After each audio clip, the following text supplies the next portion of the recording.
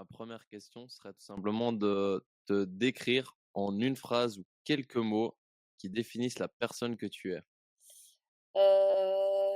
Je pense être quelqu'un de globalement épanoui et heureux. Important. Voilà. Le nom de mon podcast, c'est Aerakura, la force du mental. Pour t'expliquer, Aerakura, c'est la déesse de l'épanouissement. Et il y a une phrase qu'elle dit qui est: tu viens juste de commencer, alors sois patient envers toi-même et le cheminement que tu as entrepris et n'abandonne pas. Ouais. J'aimerais savoir si cette phrase te parle et si oui, qu'est-ce qu'elle peut t'évoquer. Ça me parle de ouf et en tant que personne en situation de handicap, moi, j'ai beaucoup de mal à trouver un boulot permanent. Enfin, tu vois, pour l'instant, je suis en CDD et ça fait 2 ans que je suis en CDD et donc je suis là genre: «Allez, peut-être l'année prochaine» et donc je lâche pas, jusqu'à ce que, potentiellement j'ai mon CDI et sinon, je trouverai ailleurs, peut-être de nouveau un CDD, peut-être un CDI. Donc voilà, je suis qu'au début et je persiste, je continue. Et quand tu dis que c'est difficile, à quel niveau c'est difficile d'avoir un CDI? Heu, Pas d'avoir un CDI à proprement parler, mais par exemple, quand je me suis engagée en CDD, j'ai perdu la moitié de mes allocations, d'intégration puisque forcément je travaillais et donc c'est quelque chose que maintenant, en tout cas en Belgique, quand tu te mets à travailler, tu n'y as plus droit et tu n'y auras plus jamais droit parce que si tu as travaillé une fois, ça veut dire que tu es apte à travailler, que la société t'intègre et donc si maintenant je me retrouve au chômage, j'ai plus du tout mes allocations d'insertion dont j'ai quand même besoin. Et donc ça, c'est assez compliqué, mais enfin, moi, j'ai vraiment très envie de savoir d'où vient l'argent que je gagne, parce que je pense que je suis quelqu'un de compétent et voilà. Mais je comprends que pour les employeurs, ce soit difficile de se dire: «Ah mais elle voit pas bien, ça se trouve, elle saura pas faire ce pourquoi on l'engage». Alors que, moi, d'un côté, je vais pas postuler à un job où je sais que je suis pas capable, mais je comprends la peur des gens quand même. Mmh. Et dans quel domaine tu travailles? Dans l'IT, je crée des sites internet accessibles aux PME. OK, trop bien. Ouais. Et pour parler un petit peu de ton handicap, est-ce que tu peux expliquer, quel handicap tu as et comment on l'a détecté?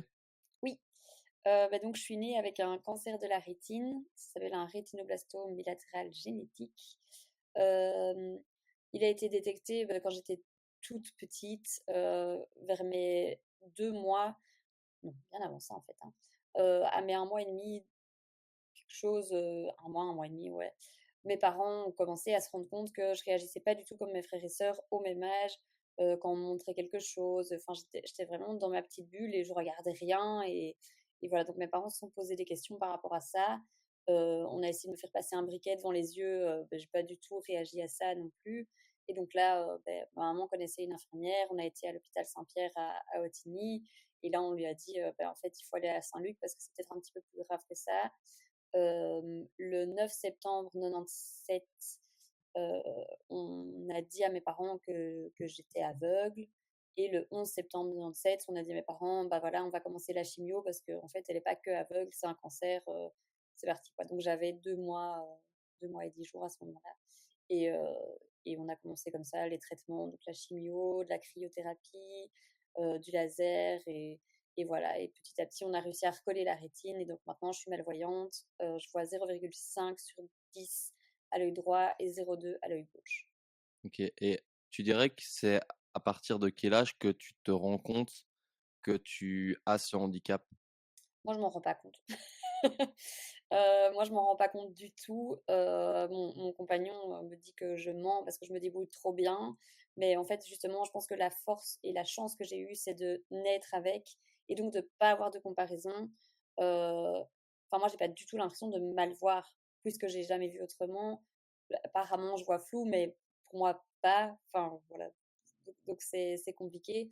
Après, je me sens différente des autres enfants dans le sens où, moi j'avais une TV Loop, donc c'est un écran avec, en dessous un plateau, il y avait une caméra et je pouvais, promener ma caméra dans la classe pour aller sur le tableau et je pouvais écrire en même temps et tout était zoomé quoi, donc dans ce sens-là, je me sens différente parce que les autres élèves n'ont pas ça, mais je suis hyper bien intégrée. Enfin, j'ai jamais ressenti la moindre moquerie. Je pense que forcément les enfants, ça se pose des questions, mais donc c'était tellement pas malveillant que voilà, je me sentais différente juste parce que j'avais du matos en plus, mais sinon, Et justement, cette période-là de ta vie, l'enfance, l'adolescence, avec les quand on sait que maintenant, enfin et même avant, certains enfants, ça peut être très dur dans tout ce ouais. qui est moquerie, jugement et cetera. Toi, comment t'as vécu tout ça? Comment les enfants, comment les professeurs étaient, avec toi? Parce que du coup, tu étais dans une école avec que des valides, si je comprends bien. Ouais.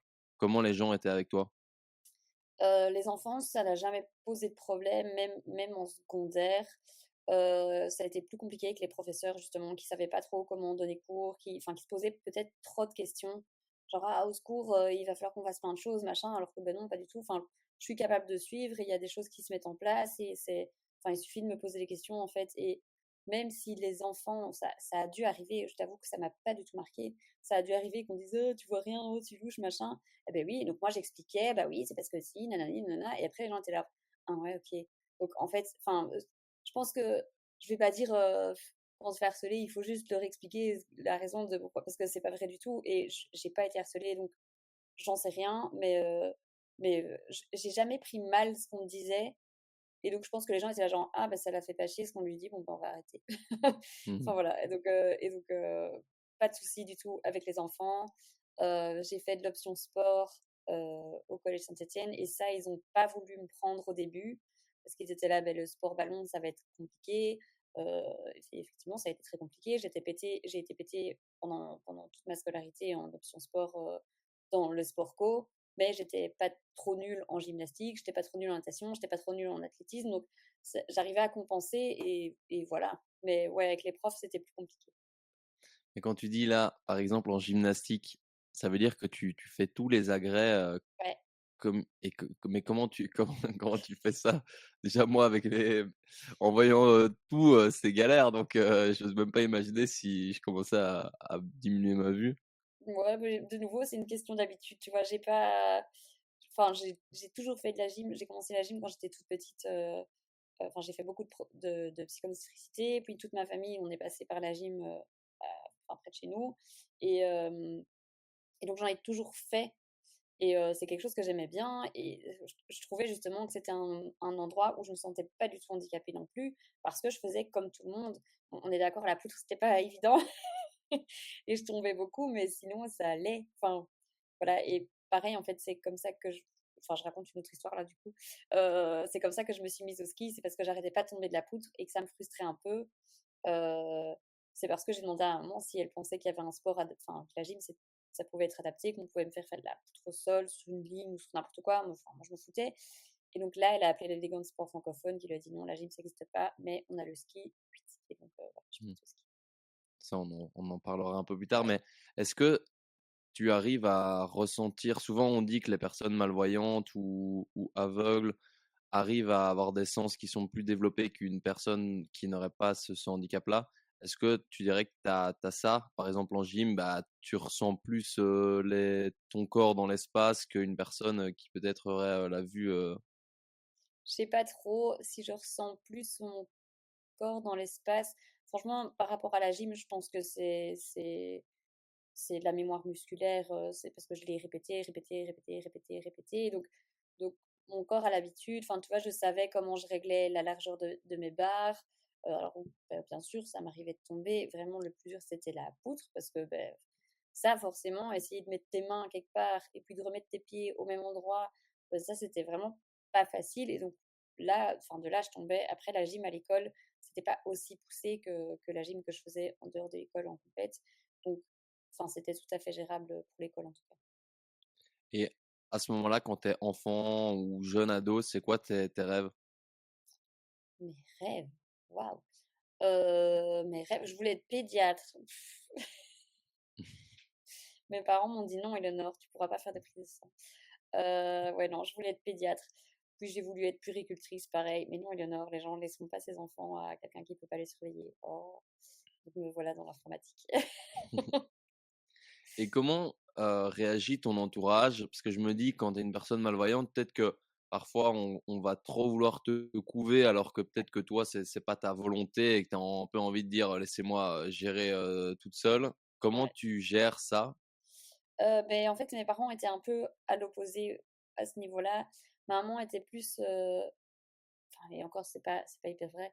Ma maman était plus pour faire attention à ci, attention à ça, enfin vraiment on essayait de faire attention à tout. On va pas me laisser marcher toute seule, on va pas machin et donc j'étais la dernière de 4 enfants et enfin mon papa il allait à l'école en vélo avec mes frères et sœurs et donc il y avait pas de raison que moi j'aille pas à l'école à vélo avec mes frères et sœurs pour mon papa et donc tu avais ma maman qui était plus genre: «OK, elle peut aller à l'école, mais tu restes quand même près d'elle» et mon papa qui était là: «Oui, bah, elle va quand même aller à l'école toute seule, sur son petit vélo» et voilà, enfin je on m'a pas du tout mise dans une petite boîte, avec de l'ouate, tout autour pour éviter que je me casse.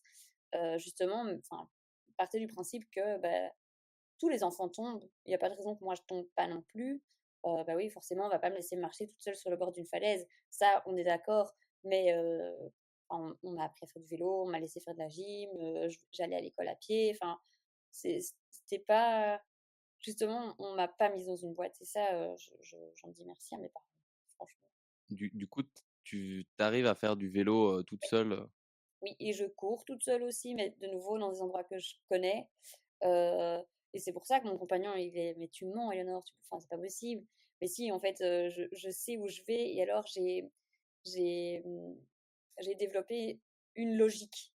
Je sais que, si je suis sur un trottoir, si je vois un passage piéton, bah, forcément il y aura une petite marche ou une petite descente et donc forcément de l'autre côté, il y en aura une autre aussi et donc enfin j'essaye de mais c'est des trucs qui sont hyper logiques pour moi et pas toujours pour les autres. Après, c'est clair que je vais pas courir toute seule dans le noir, dans les bois, enfin je suis pas débile non plus, mais j'essaye et oui, parfois je tombe et je reviens et je dis: «Ah bah, je suis tombée» ou «Je me suis mise sur le côté pour laisser passer une poubelle qui bougeait pas parce que je croyais que c'était quelqu'un». Mais enfin, c'est des choses qui m'arrivent et c'est pas des choses graves et c'est bien justement de pouvoir me laisser faire ces choses-là, quoi.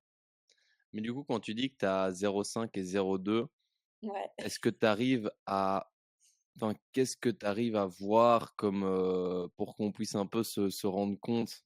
ouais. Quand tu es dans la rue et tout ça, qu'est-ce que tu arrives à voir, comme est-ce que tu arrives à décrypter un peu les objets, les Beh, justement, c'est ça, donc je vois très flou, apparemment.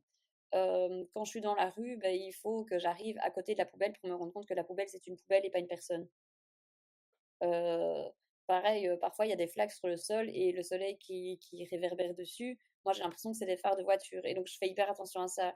Heu, c'est vraiment en fait, j'ai pas du tout de contour. Enfin, tu vois, tout est très, beh, flou, en fait, et donc j'ai l'impression que les choses sont des choses et c'est parfois pas du tout le cas et parfois, c'est bien des personnes. Donc je préfère me dire que tout est dangereux et donc je marche tranquillement à mon aise plutôt que, tout est une poubelle. Je sais pas si on comprend ce que je veux ouais, dire? ouais et est-ce que, tu vois, c'est un handicap peut-être qu'on ne voit pas spécialement de l'extérieur? Comment les gens réagissent? Les gens que tu connais pas, par exemple, dans la rue, comment ils sont avec toi? Bah, donc les gens dans la rue que je ne connais pas, je vais pas m'arrêter pour leur dire: «Et en fait, je suis malvoyante, je me débrouille toute seule». Donc ça, j'en sais rien. Mais après, je prends le bus maintenant et donc j'ai une petite carte, avec le petit logo, d'une personne avec sa canne et bah, donc je dois lui montrer ça, à chaque fois que je monte dans le bus et hem et là, les gens se enfin, c'est rigolo parce qu'on a l'impression qu'ils comprennent pas que les gens malvoyants voient mal. Parce que je montre ma carte et en général, ils me font un signe de tête genre: «OK» et moi je suis là, beh enfin donc parfois je reste et j'attends qu'ils me disent: «Oui». Ouais, Et donc enfin c'est marrant de voir comment les gens comprennent pas toujours que pas bien voir, c'est pas bien voir en fait. Parce que de nouveau, j'ai pas de canne, je monte dans le bus toute seule, je monte mon truc et donc enfin, je sais pas s'ils se rendent pas compte à quel point je vois pas bien. Mais voilà, parfois j'attends. mais c'est ça qui est ouf comme tu en fait, on se dit pas que tu es malvoyante et du coup, beh, les personnes agissent de la même façon. Oui. Et c'est ça qui est parfois difficile. Par exemple, quand je dois prendre le bus de nouveau, beh, enfin maintenant je le prends à la gare des bus et je vais jusqu'au terminus, donc ça pose pas de souci. Le bus en général est arrêté, j'ai vraiment le temps de regarder c'est quoi son numéro. Mais quand je dois prendre le bus qui est en pleine rue, enfin tu vois, qui juste passe, je dois lever la main pour l'arrêter, je les arrête tous. Je les arrête tous pour être sûre de monter dans le bon. Je monte, je dis: «Bonjour, vous allez bien à tel endroit?» «Oui», «Non», «OK, merci, au revoir», je ressors. Enfin et parce que en fait je vois le numéro que quand le bus est arrêté devant moi. Mmh. Et donc ça, c'est quand même la partie plus compliquée. Et là, on me dit: «Mais Léonore, tu devrais quand même avoir une canne». Mais non, je ne veux pas. Et tu vois, je trouve que, par exemple, quand tu as une personne malvoyante, mais que ce soit, par exemple, avec une canne où tu le vois plus facilement de Ouais, l'extérieur, c'est pas toujours évident de savoir comment agir avec ces non, personnes-là, savoir s'il faut leur demander si elles ont besoin d'aide, par exemple, pour traverser, pour faire X ou Y chose. Des ouais. fois, tu as peut-être l'impression qu'elles sont, un petit peu en galère sur un truc, mais tu sais pas trop, tu veux pas trop, brusquer la personne. Toi, tu conseillerais d'agir de quelle façon? Juste demander si on a besoin d'aide. Oui, non, voilà. Je pense qu'il faut pas si c'est quelqu'un d'aveugle, enfin, ou même de malvoyant, peut-être arriver, enfin se faire entendre, forcément pas arriver et prendre la personne par le coude et faire enfin voilà, parce que ça c'est quand même un peu violent. Tu ne vois pas, il y a quelqu'un qui vient, qui t'attrape et qui te déplace, c'est quand même compliqué. Tu arrives, peut-être poser une main sur l'épaule: «Bonjour, je vois que ça va pas, est-ce que vous avez besoin d'aide?» «Oui». «OK, beh, comment je peux vous aider?» Attrapez-moi le coude et voilà et je vous emmène là où il faut. Non, OK, très bien, n'hésitez pas si jamais, quoi. Est-ce que tu as déjà eu des mauvaises expériences, en extérieur, dans la rue ou quoi avec des personnes? Moi non, non. Tu trouves que les personnes sont bienveillantes? Oui, mais de nouveau, moi, comme ça se voit pas trop, les gens savent pas, mais oui, de manière générale, les gens sont hyper bienveillantes. Les gens que je connais et que je croise dans la rue, beh, enfin, forcément, moi, quand je croise quelqu'un dans la rue, je le reconnais pas et donc mais les gens sont là: «Aidez, c'est machin» et donc je suis là: «Ah coucou!» parce que sinon je vais arriver, dire bonjour et faire genre que je reconnais la personne et puis me barrer et dire que je sais pas qui c'était. Ça je fais beaucoup. C'est Voilà. quoi le plus dur, dans ton handicap? Le plus dur dans mon handicap, c'est justement le regard des autres que moi je ne veux pas du tout. Hem, Hier on avait des copains à la maison et enfin j'ai fait une vidéo sur la Saint-Valentin machin et enfin il y a quelques années, hein, déjà, Cap 48 m'avait demandé de faire une vidéo que je trouve hyper chouette. Mais j'ai l'impression qu'elle est tournée genre, «Ah mon compagnon il fait une BA parce qu'il sort avec une handi». Enfin, et je trouve ça un peu dérangeant de enfin je suis hier j'en parlais, j'étais là: «Ouais bah Arthur il est trop cool, il fait une BA, il sort avec moi quoi». Mais alors que enfin, je suis pas plus handicapée que lui quoi. Mmh. Donc ça, ouais, c'est un petit peu, en fait, ils veulent bien faire et puis au final, Ouais, c'est pas bien interprété, pour non toi. c'est ça. Et sinon, tu dirais qu'il y a pas de choses, dures Ben dans moi c'est son tous les déplacements, toutes les nouveautés, enfin j'ai appris, il y a 4 mois à prendre le métro toute seule à Bruxelles et encore je sais prendre que la ligne 1.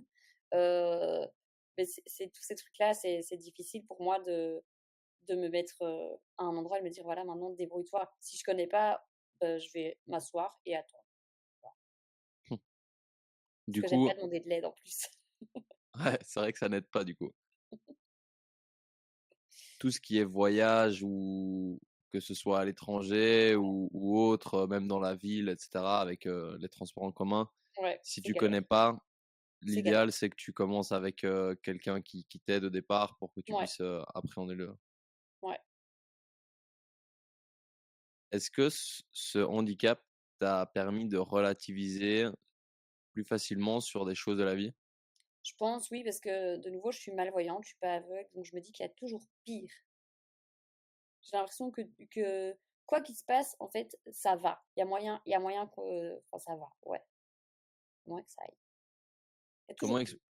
comment expliquer que beaucoup de gens se plaignent, râlent pour, pas mal de futilité au final, dans ce monde? Bah, je pense qu'on a chacun son niveau de enfin, on gère les difficultés chacun à sa manière. Il y a des gens qui ont vécu des choses très tristes et qui sont blindés et il y a des gens qui ont vé enfin, tout le monde vit des choses, mais chacun à son niveau. Quelqu'un qui a une vie parfaite, il va avoir une cloche, ça va être difficile parce qu'il a jamais eu de cloche. Enfin, tu vois? Je pense que chacun gère son truc à sa manière et ça fait la beauté du monde aussi.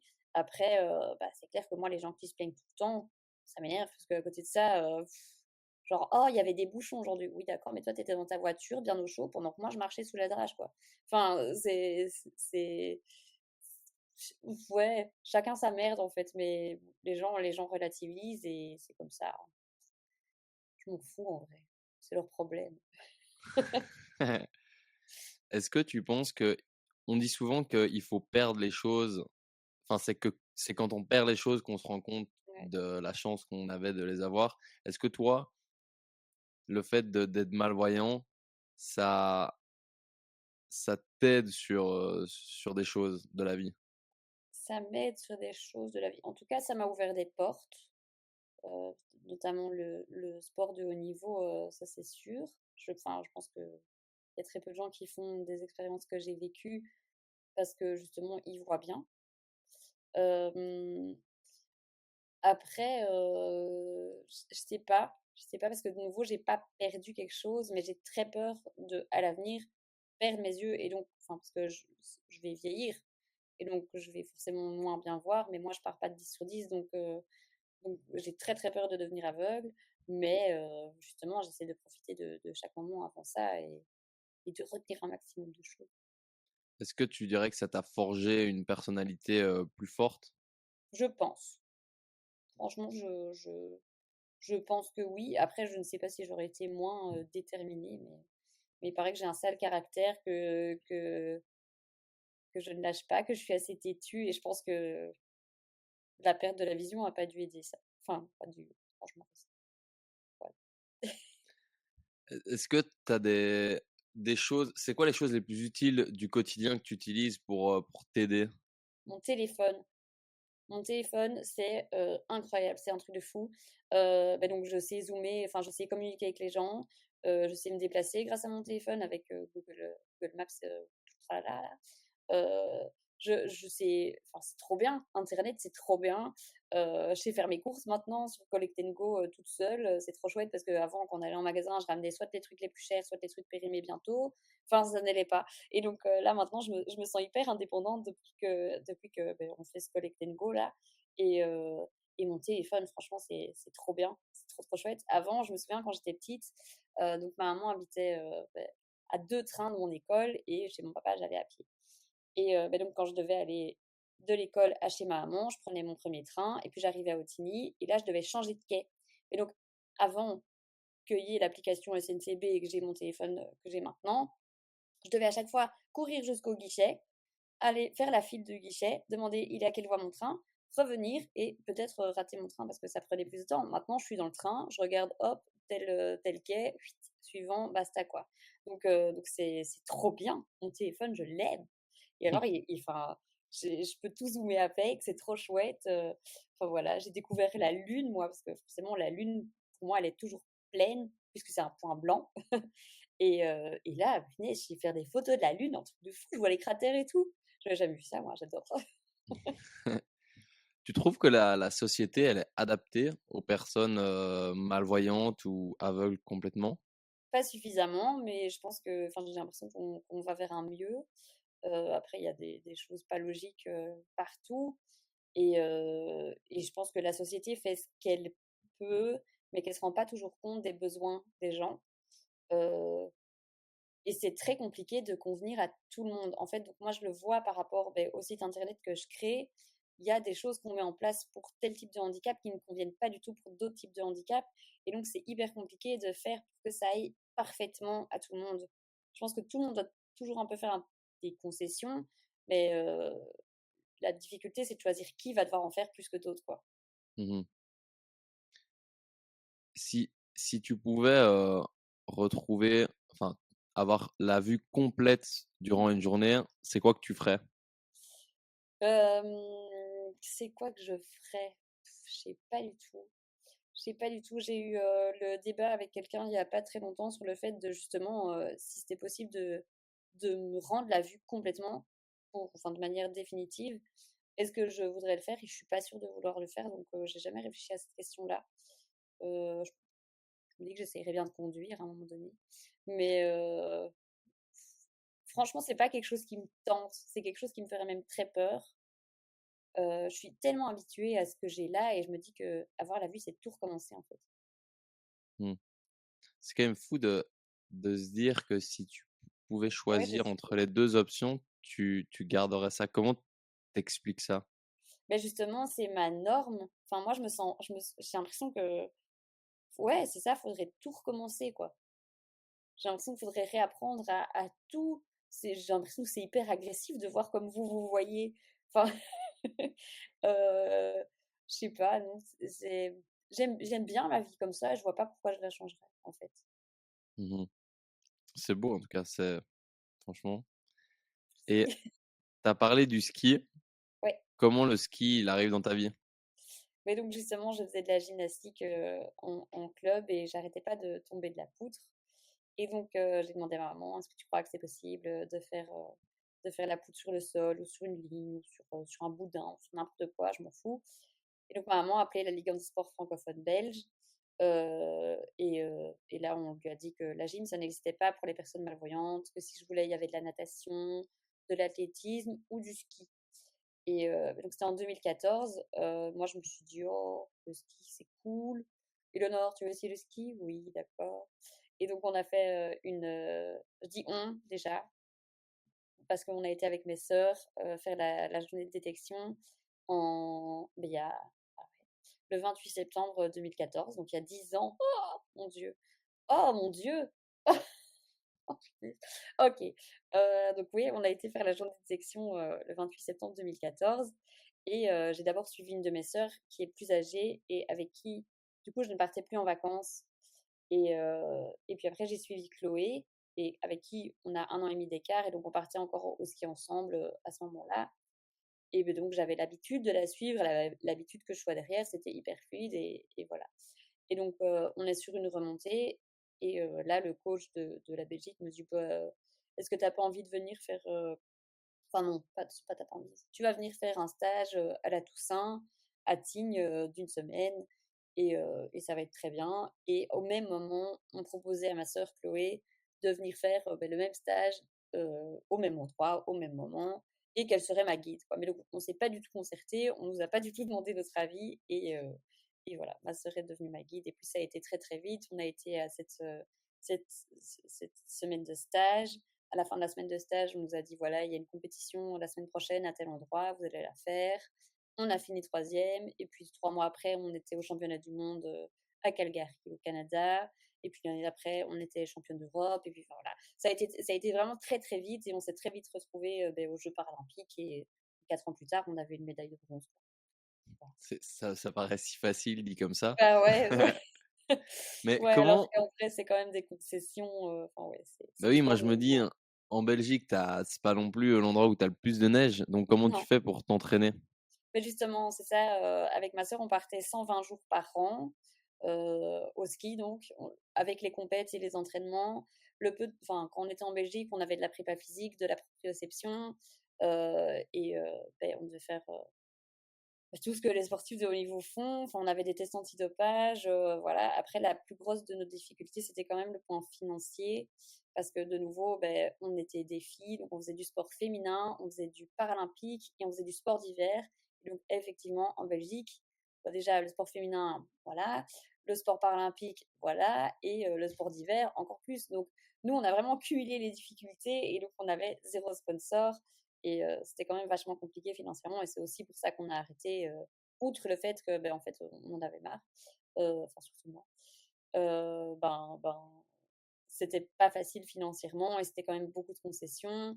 On avait des tests antidopage aléatoires, donc on devait noter 3 mois à l'avance dans une application où on dormait les 3 prochains mois et là, quelqu'un pouvait venir n'importe quand pour nous faire un test pipi pour voir si on n'était pas dopé et voilà, donc enfin, c'était moi, j'avais 18 ans. À 18 ans, t'as pas envie de faire des tests pipi, tu pas censé savoir 3 mois à l'avance où tu vas dormir. Enfin, c'est c'est pas des choses qu'on avait prévues et vraiment, en fait, on a été dans l'engouement du truc, on s'est pas du tout rendu compte que ça allait prendre une ampleur pareille, quoi. Mais c'est enfin, aucun regret, hein, parce que là, on a l'air de croire que c'était horrible, mais c'était très chouette. Et comment tu fais? On va se poser évidemment la question. Tu dis que tu suis ta sœur, Ouais. mais comment ça fonctionne? Parce que c'est pas ça paraît simple comme ça quand tu le dis, mais tu te dis que tu es en descente de ski en vitesse max et Ouais. tu suis une personne alors que bah, c'est quasi, t'as pas de repère, peu de Non, repères. j'ai pas de repères et en fait, justement, c'est à ça que sert Chloé. Donc on avait toutes les 2, bah, dans notre casque forcément, enfin on avait toutes les 2 un casque et dans notre casque, on avait micro et écouteurs et Chloé, en plus, elle était habillée tout en jaune fluo. C'est une couleur que je vois vraiment bien et par rapport à tous les masques, qu'on avait au ski, parce qu'on avait des masques, pour, quand il faisait pas beau, des masques quand il faisait beau, enfin bref. C'était la couleur qui ressortait le mieux et donc moi, je suivais Chloé et Chloé, à chaque virage, me disait: «Hop, hop, hop, hop». Chloé devait aussi me dire quand il y avait un gros changement de pente, s'il y avait une bosse, quand on passait de l'ombre au soleil pour pas que je sois éblouie ou oh punaise, au secours, je vois plus rien. Pareil, soleil, ombre. Enfin, ouais, Chloé, en fait, c'est pas moi l'athlète, hein, c'était ma sœur, clairement, qui devait regarder devant, derrière. Enfin, c'était incroyable. Mais par exemple, quand elle te dit: «Hop, hop», ça veut dire que toi, tu dois anticiper qu'elle est quand même devant toi et donc que tu Ouais. as pas le changement à faire tout de suite? Alors, elle est devant moi, ça dépend dans. Enfin, oui, non, elle est toujours devant moi, mais elle est pas. euh, Enfin, en fait, en slalom, je suis très proche d'elle, en géant un petit peu moins, en super G encore un petit peu moins. Et donc, forcément, le temps qu'elle me dise hop, je sais qu'en slalom, je dois le faire tout de suite. En super G, je sais que un peu moins tout de suite. Mais il faut aussi savoir qu'en ski, il y a d'abord une piste de détection, enfin ouais, de détection, on regarde comment est la piste. Je suis censée savoir ce qui se passe quand aussi, s'il y a des figures, donc des bananes ou des doubles. Je suis censée retenir tout ça aussi, c'est pas à Chloé à tout faire non plus. Et donc voilà. Mais la piste, je la connais, je la découvre pas au moment où je la fais en course, quoi. Ça demande quand même une grande confiance en ta partenaire Ouais, ouais, ouais. et du coup, tu me dis que ça s'enchaîne assez vite, puis tu arrives quand même aux Jeux olympiques, ce qui Ouais. n'est pas rien. Qu'est-ce quelle est ta réaction? Quelles sont tes réactions quand on t'annonce que tu vas participer aux JO 2018? Oh, je suis contente, punaise. On est toutes les deux très contentes avec ma sœur. On souffle un peu parce que c'est vrai qu'on était 2 athlètes belges et on était quand même. Enfin, il fallait qu'il y aille, quoi. Et, euh, et donc, ben, on était sélectionnés. En plus, j'ai été porte-drapeau. Enfin, waouh, c'était vraiment une expérience de fou. C'était vraiment très chouette. Il y a ma maman et ma amie qui sont venues nous voir. Enfin, c'était trop fou, franchement. Et on a vraiment été soulagés. Je me souviens que la course après qu'on était qualifiés pour les Jeux, on était vraiment là genre OK, et on a fait un résultat de merde. Vraiment, on a été nuls parce que vraiment la pression était retombée. On était là OK, c'est bon, on l'a fait, on va aux Jeux, c'est d'office maintenant, on est bon, quoi. Donc je me souviens que on a vraiment eu un gros soulagement. Et là, tu y vas, vous ne faites pas que participer vu que vous remportez une médaille de bronze, ce qui n'est pas rien. C'est pas Ce tout le n'est monde pas qui a une médaille de bronze aux Jeux olympiques. C'est quoi, quand tu passes la ligne, quand vous passez la ligne, toi, tu le sais directement que tu es médaille de bronze?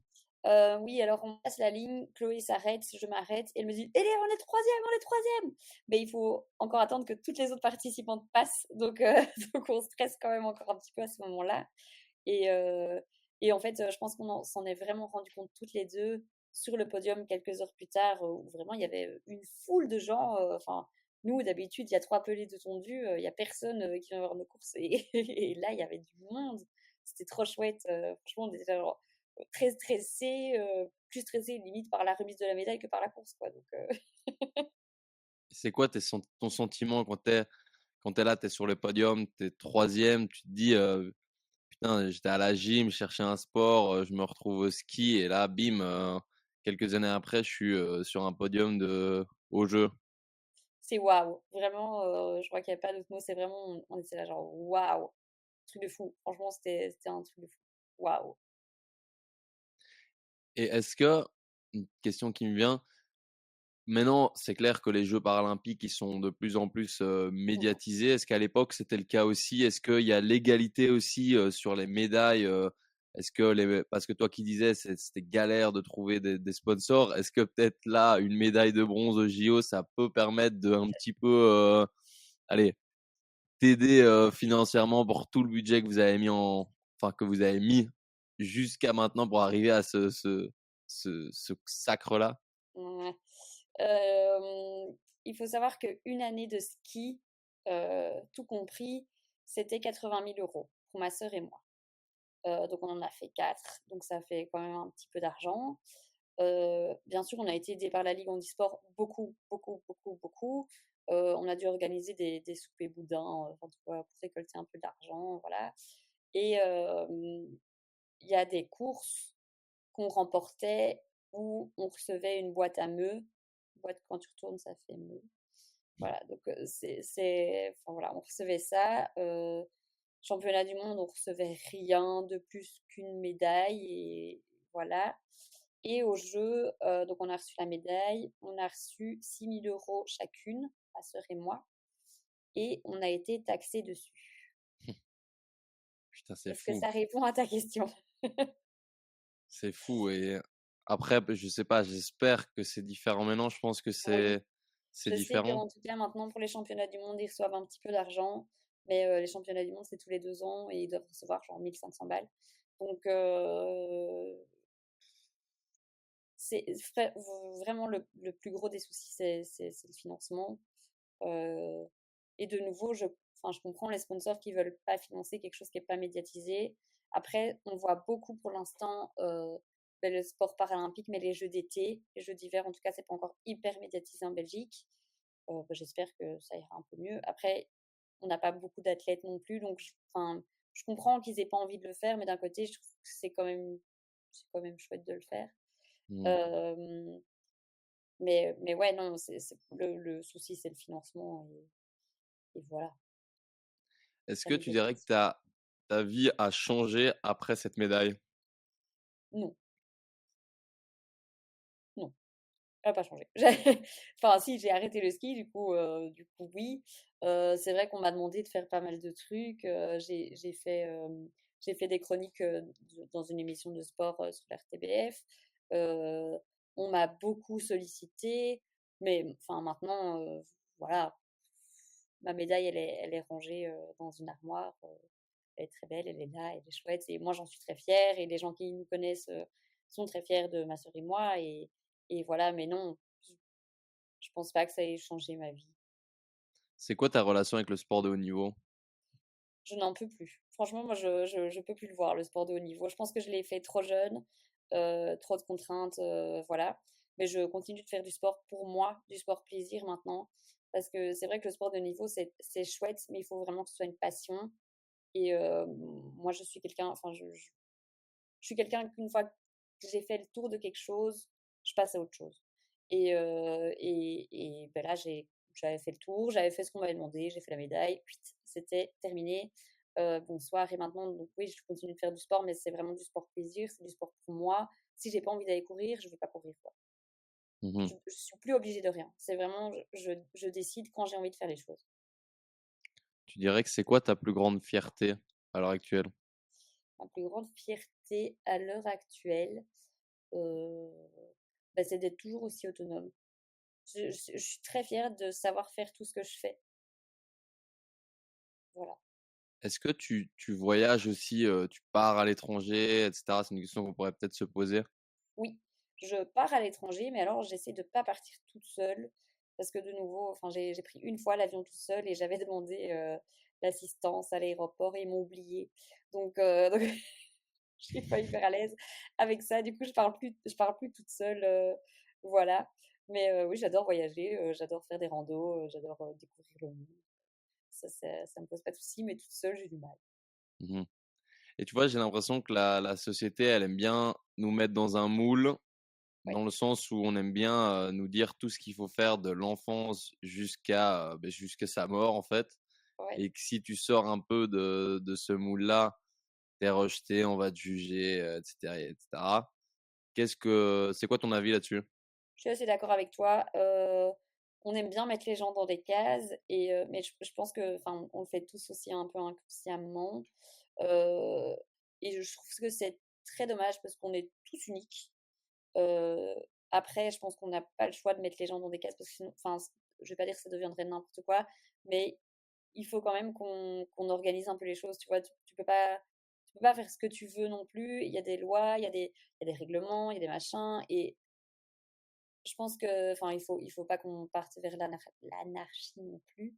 Après, chacun se sent comme il veut et c'est très bien et nos différences, beh, c'est ce qui fait qu'on est beau aussi. Voilà. Mmh. Parce que est-ce que toi, tu trouves qu'on t'a mis dans une case? Par exemple, on dit: «OK, cette personne est malvoyante, du coup, bah, elle va pas pouvoir travailler et cetera» et en fait, on te pose des limites là où, bah, tu montres à tout le monde que tu en as pas parce que même, par exemple, pour le ski, on peut peut-être se dire: «Malvoyante, donc elle va pas faire de sport, elle va pas savoir travailler, nin On te met des limites. Est-ce que toi, ça, tu l'as ressenti comme ça? Et est-ce que, parce que je me dis, ça peut bloquer certaines personnes dans ton cas, par exemple, et se dire, Ouais, OK, ben, on me met ces limites, ben, j'accepte mon sort et je fais, entre guillemets, rien parce ouais. que la société justifie que je peux rien faire. Non, alors oui, on me met des limites, mais de nouveau, c'est en option sport, on n'a pas voulu que je m'intègre, enfin que je m'inscrive. Bah, moi, j'ai décidé de m'inscrire quand même et de leur prouver que, bah, je pouvais faire ce que je voulais et beh, pareil pour le boulot, j'ai quand même décidé de signer mon CDD, là-bas, sachant que je perdais quelque chose, mais je suis certaine que je vais finir par enfin, que je trouverai un boulot, où ils vont finir par me proposer un CDI et où ça se passera très bien. Je vais pas dire que je crois tellement en moi parce que ça, c'est pas vrai du tout, mais j'ai envie de prouver aux gens que je suis capable, quoi. Mmh. Voilà. C'est quoi ta relation avec le regard des gens, aujourd'hui? J'ai pas envie que les gens sachent, parce que j'ai pas envie qu'on ait de la pitié ou justement: «Oh, pauvre petite Éléonore, elle est pas capable de ci, elle est pas capable de ça doit vraiment pas être chouette. Je sais pas comment tu fais, gna gna gna». En fait, j'ai pas le choix. Donc voilà, le regard des gens, j'aime pas la pitié dans le regard des gens. Après, bon, j'en ai pas vu beaucoup jusqu'à présent parce que les gens qui me connaissent savent que je me laisse pas marcher dessus, mais j'ai quand même pas envie que ça se sache et c'est de nouveau pour ça que je me promène pas avec ma canne, parce que j'en ai même pas en fait. Mais non, j'essaie que ça se voit pas. Mmh. Et c'est pas une honte, c'est pas parce que j'ai honte. Oui, t'as pas envie que ouais, je vois J'ai ce pas que tu envie veux dire. d'être définie par mon handicap en fait. Ouais, Voilà, c'est plutôt ça. et tu trouves qu'on peut avoir tendance à te définir plus par ton handicap que ta propre personne? Non, on le fait pas, en tout cas pas devant moi. Si tu rencontrais ton toi âgé de 5 ans aujourd'hui, en sachant ce qui va suivre dans ta vie, tu lui dirais quoi? T'inquiète, je dirais: «T'inquiète, ça va aller, tracasse». C'est quoi ta plus grande peur aujourd'hui? C'est de devenir aveugle. Tu penses que ça, ce serait, Ce ça serait s vraiment pas facile parce que de nouveau, je suis née malvoyante, pas aveugle et autant, tu vois, j'ai pas envie de voir bien parce que ce serait tout réapprendre, autant j'ai pas envie de devenir aveugle parce que ce serait tout réapprendre. mmh En fait, tu trouves que c'est le plus dur, c'est de perdre tu De trouverais ça plus recommencer, dur d'avoir été, allez, de voir totalement et puis que tu aies perdu la vue d'un coup que ouais, d'être né avec ça? ouais. C'est recommencer les choses, je trouve que c'est difficile. Enfin, ouais, non, je suis tellement bien là comme je suis là que dans un sens comme dans l'autre, j'ai pas envie. Mmh. Et est-ce que c'est quelque chose de génétique? Ce que tu Ouais. disais génétique? Ouais, c'est, un cancer, donc c'est une maladie génétique que moi j'ai fabriquée toute seule et qu'il y a une chance sur 2 que je transmette à mes enfants, heu, voilà. Et du coup ça, je sais pas si tu veux en parler, mais est-ce que tu envisages, d'avoir des enfants? Est-ce que tu as peur de ce risque-là? Alors j'ai super peur de ce risque-là. Pour moi, c'est hors de question, de faire des enfants naturellement, en tout cas, parce qu'il y a une chance sur 2 et que j'ai pas envie d'imposer à quelqu'un, heu, ce que moi j'ai vécu. Parce que de nouveau, je l'ai tellement bien vécu que je me dis que c'est pas possible. Enfin, jamais de la vie, moi et mes enfants, on peut si bien vivre, cette maladie. C'est quand même compliqué et donc beh, on fera des enfants, éprouvettes. Voilà. J'aime bien savoir la relation qu'ont les gens avec la solitude. Ouais. Hem, beh, par rapport à quoi? La société Est-ce ou? est-ce que t'aimes bien être seul? Est-ce que tu arrives à être épanoui en étant seul ou tu as Oh toujours besoin d'être entouré des autres? oh non, j'ai adoré le covid, par exemple. J'ai adoré rester chez moi, à pouvoir tondre, à devoir voir personne, j'ai adoré que les gens doivent rentrer chez eux à 22 heures parce que comme ça j'avais ma petite soirée tranquille. Ah non, j'adore, j'adore. J'aime bien les gens, hein, mais j'aime bien être toute seule, j'adore le mardi et le jeudi quand mon copain il va à l'entraînement, comme ça je peux de nouveau me faire ma petite soirée tranquille, je peux choisir ce que je veux à la télé, enfin, oh j'adore. Non, j'aime bien. Et est-ce que tu penses qu'on a besoin d'être de pouvoir être bien seul pour être Avant d'être bien bien avec des gens. accompagné? Je sais pas. Je pense que de nouveau, ça dépend de la personne, je pense que ça dépend de plein de choses. Moi, pour moi, oui. Enfin, j'ai besoin d'être bien seule. Si je suis pas bien moi toute seule, enfin, si je suis pas bien dans ma peau, je vais le faire ressentir hyper fort et donc ce sera pas agréable pour la personne avec qui je suis et heu et donc elle passera pas un bon moment non plus et donc forcément ça n'ira pas. Alors que si je suis dans un bon mood, beh, tout le monde ira bien, quoi. Enfin, Mmh. sauf si la personne avec moi, elle va pas bien, forcément. Mais ouais. C'est quoi le secret pour être épanoui dans sa vie? C'est quoi le secret pour être épanoui dans sa vie? Alors là, je sais pas, je sais pas, je sais pas, il y a un secret? Je sais pas, Bah, je sais pas, le ou les secrets? je sais pas du tout. Heu, je vais pas dire voir la vie du bon côté parce que, bah, voilà, on peut pas toujours voir la vie du bon côté non plus, mais ouais, essayer de relativiser, je sais pas, allez, enfin, on est quand même bien lotis. Enfin, j'ai un toit au-dessus de ma tête, j'ai à manger dans mon assiette, il y a des gens qui m'aiment autour de moi. Enfin, je vois pas pourquoi je serais malheureuse maintenant. Ma santé est hyper stable, enfin, voilà. Je savoir se contenter de ce qu'on a, c'est important aussi, je pense, heu et je pense que j'y arrive, voilà. Est-ce que l'inconnu te fait peur? Parce qu'on se dit une personne malvoyante, bah, en fait, les nouveaux endroits, comme on le disait tout à l'heure, bah, tu les connais pas, certes, mais c'est peut-être plus dur pour toi parce que tu as pas ces repères-là que d'autres personnes pourraient avoir. Est-ce que toi, tu as peur de cet inconnu? Ouais, oui, oui, oui, oui, oui, oui, oui. J'ai hyper peur des choses que je ne connais pas. Heu, de manière générale, enfin, je me souviens quand il y a eu les attentats, je disais à ma maman: «Les gens, ils voient qu'il y a quelque chose qui se passe, ils s'en vont. Moi, je vois quelqu'un, qui a l'air suspect, bah, je le vois pas et donc je vais près de lui, enfin, parce que je le vois pas et donc je pourrais me mettre en situation et ça, c'est quelque chose qui me fait très peur.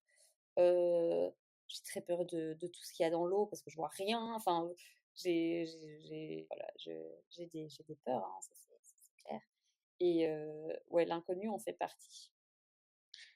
Et un petit peu en lien avec, l'épanouissement, on aime bien, parler de bonheur, c'est qu'est-ce que c'est le bonheur? Tu le définirais comment toi? Oh, le bonheur,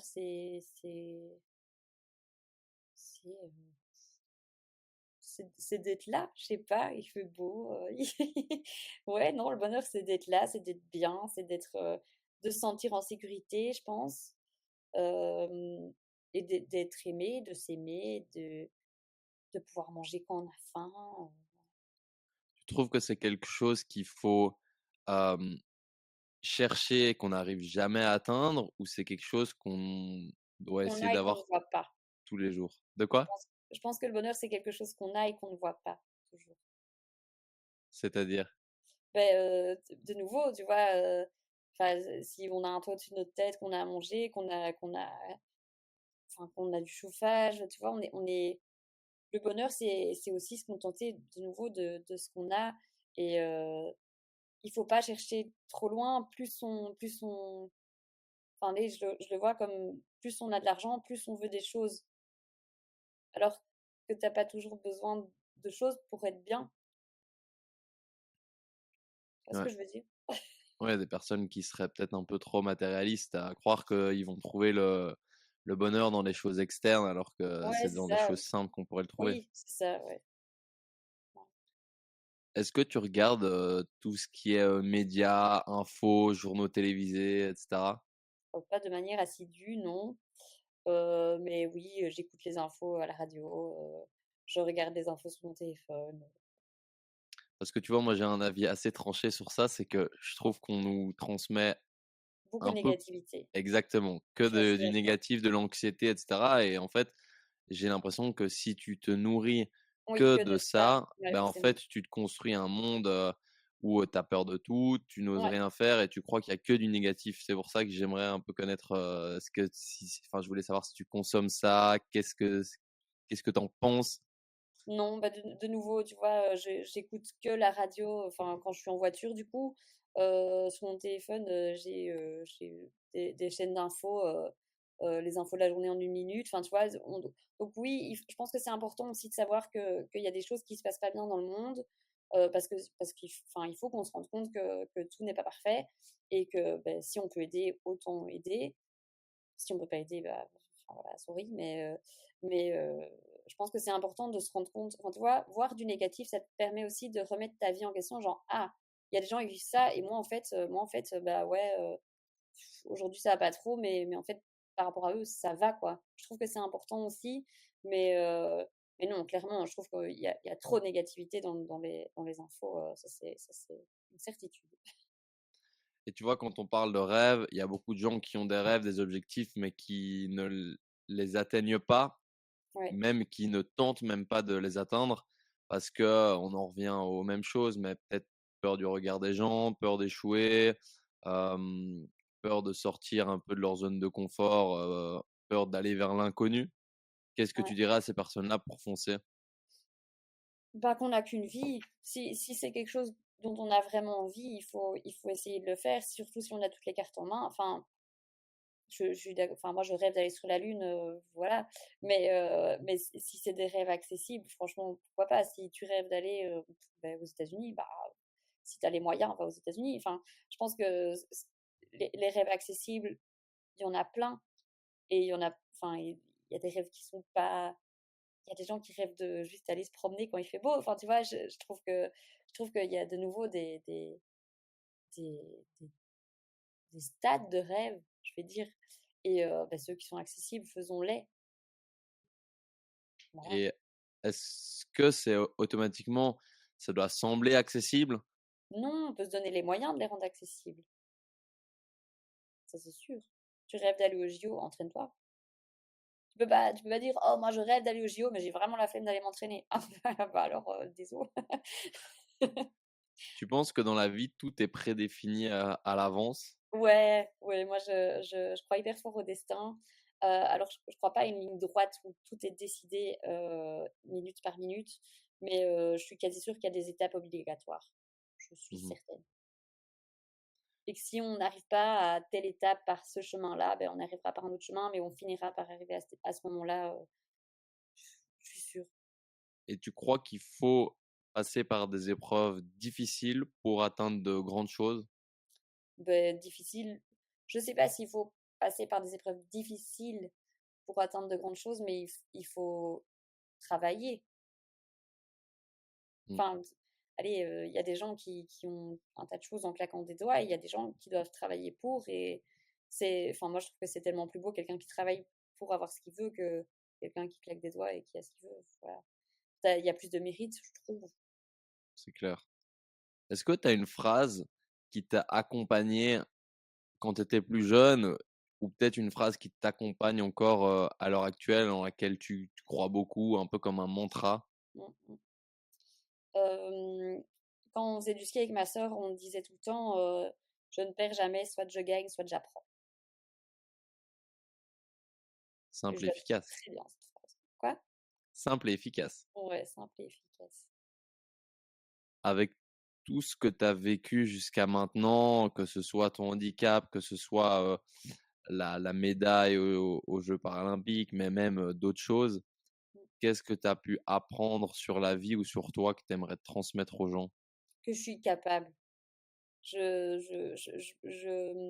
pense que j'ai des ressources en moi, que je n'imagine même pas. Je suis je je suis une toute petite fille, enfin, je mesure même pas 1,60 m. Les gens sont là, genre, oh, elle est trop mignonne. Eh ben, elle est toute petite, en fait. Enfin, voilà. Mais je pense que je suis plus capable que ce que les gens pensent. Euh, Justement, c'est ça, de nouveau, quand on dit Léonore, elle est malvoyante, mais Léonore, elle est malvoyante, mais elle va courir toute seule, mais elle fait du vélo, mais elle a fait de la gym, mais elle a fait du ski, mais machin. Enfin, je pense qu'on est tous capables de se donner les moyens et il faut le faire. Tu trouves qu'on a tendance à nous limiter? Ouais, ouais, je pense que, enfin, j'ai l'impression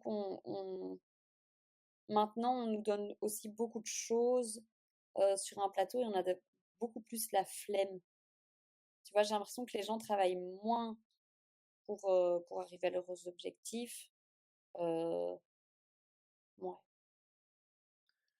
Comment expliquer que j'ai l'impression que c'est un peu notre société en Belgique, là je suis en France, je pense que c'est plus ou moins le même mood, que quand tu veux faire quelque chose un peu qui sorte de l'ordinaire, la majorité des gens, je trouve, vont quand même te montrer un peu plus les choses difficiles, un peu pour te limiter, pour ne pas que tu fasses ce que tu veux faire. Ce qui peut clairement limiter les gens à ne pas faire les choses et à rester dans leur petit train-train quotidien. Comment expliquer que des gens te poussent pas à justement foncer et faire des choses que la majorité des gens peut-être ne font pas? Je sais pas si c'est dans le but de démotiver. Je dirais pas que c'est dans le but de démotiver, c'est plutôt sensibiliser au fait que ça tombera pas tout cuit dans la bouche, quoi. Euh, ouais, je le vois plutôt comme ça que de la démotivation. Après, enfin, le mental des gens fait que tu prends ces choses, enfin, on va te dire, ça va être difficile, soit tu as un très bon mental, tu vas dire, ça va être difficile, mais je vais leur montrer que c'est possible, soit tu as un mental un peu plus faible et tu te laisses bouffer par tout ce que les gens te disent. Mais ça, c'est du mental et chacun le sien. Et enfin, ça fait aussi que tout le monde n'est pas sportif de haut niveau, je pense. Mmh. Au final, c'est un peu comme toi quand on te dit que tu dois pas prendre l'option sport et qu'au final, quelques années après, tu gagnes une médaille au jeu. C'est ça. C'est un petit peu une petite claque que tu mets aux personnes qui te disaient elle ne veut pas faire du sport car elle est malvoyante. C'est ça. Et est-ce Ouais. que ça, tu y repenses assez rapidement quand tu gagnes par exemple la médaille, ou est-ce que ça te sert de motivation et que tu te dis dans ta tête quand tu t'entraînes, quand tu gagnes, tu te dis putain, ben voilà, vous avez pas voulu croire en moi, ben moi je vous montre que je l'ai fait. À fond, j'ai une anecdote par rapport à ça. Le prof principal qui voulait pas que je fasse enfin, l'option sport, c'est donc le prof de sport ballon. Enfin, donc il voulait vraiment que je fasse. Enfin, il voulait pas du tout adapter le cours. Il voulait vraiment que quand on fasse du volley, bah, que je sois dans le jeu, que j'essaye d'attraper le ballon.